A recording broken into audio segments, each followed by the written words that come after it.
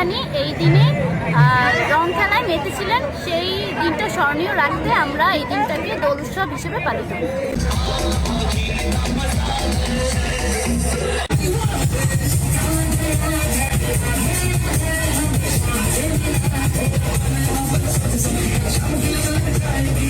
আমাদের রাধাকৃষ্ণ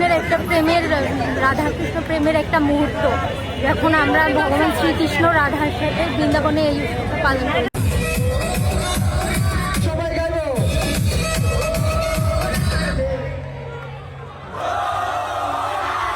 রাধার বৃন্দাবনে কবি দিনে হোলি খেলেছিল। এই দিনটি উদযাপন করার জন্য আমরা হোলি খেলছি।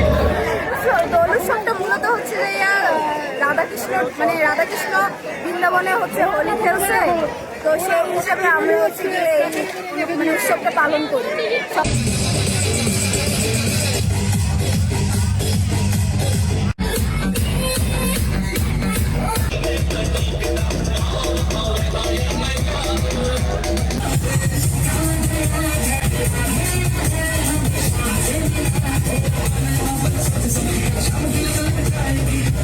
আনন্দ, অনেক মজা করলাম। 2 বছর আমি 4 বছর যাবত উপস্থিত হয়েছি। এত সুন্দর, এত ডিজে